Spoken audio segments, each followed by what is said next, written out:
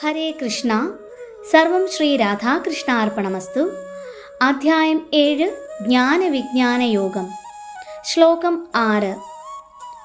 ഏതദ്വേനീനി ഭൂതാനി സർവാണീത്യുപധാരയ അഹം കൃഷ്ണസ്യ ജഗതഃ പ്രഭവഃ പ്രളയസ്തഥാ. വിവർത്തനം. സൃഷ്ടിയുടെ എല്ലാറ്റിൻ്റെയും ഉറവിടം ഈ രണ്ടു ശക്തികളാണ്. ആധ്യാത്മികവും ഭൗതികവുമായി ഇവിടെയുള്ള എല്ലാറ്റിൻ്റെയും ഉദ്ഭവവും വിനാശവും ഞാൻ തന്നെയെന്ന് നിശ്ചയമായും അറിയുക. ഭാവാർത്ഥം. ഈ കാണുന്നതെല്ലാം ചേതനയുടെയും പദാർത്ഥത്തിൻ്റെയും ഉത്പന്നങ്ങളാണ്. ചേതനയാണ് സൃഷ്ടിയുടെ അടിസ്ഥാന മണ്ഡലം. പദാർത്ഥം ചേതനയുടെ സൃഷ്ടിയും. ഭൗതിക പരിണാമത്തിൻ്റെ ഒരു സവിശേഷ ഘട്ടത്തിൽ ഉളവായതല്ല ആത്മാവ് അഥവാ ജീവൻ, മറിച്ച് ആത്മീയ ശക്തിയെ അടിസ്ഥാനമാക്കി ആവിർഭവിച്ചതാണ് ഭൗതിക പ്രപഞ്ചം. പദാർത്ഥത്തിനുള്ളിൽ ആത്മാവിൻ്റെ സാന്നിധ്യം ഉള്ളതുകൊണ്ട് ഭൗതിക ശരീരം ഉളവാകുന്നു.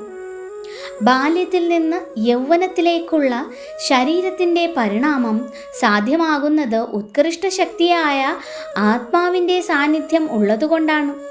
അതുപോലെ തന്നെ പരമാത്മാവായ വിഷ്ണുവിൻ്റെ സാന്നിധ്യത്തിൽ ഉളവായതാണ് ഈ മഹാപ്രപഞ്ചം.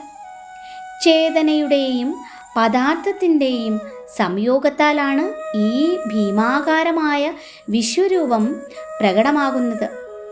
ഇവ രണ്ടും യഥാർത്ഥത്തിൽ ഭഗവാന്റെ ശക്തികളാണ്.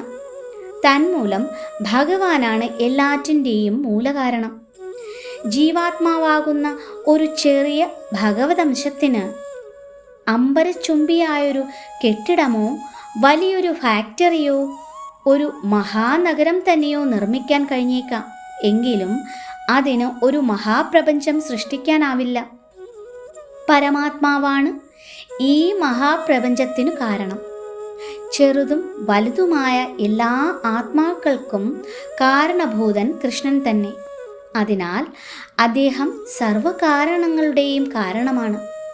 ഖഡോപനിഷത്ത് 2:2-13 ഇങ്ങനെ പറയുന്നു: നിത്യോ നിത്യാനാം ചേതനശ്ചേതനാനാം. ഹരേ കൃഷ്ണ. സർവം ശ്രീ രാധാകൃഷ്ണാർപ്പണമസ്തു.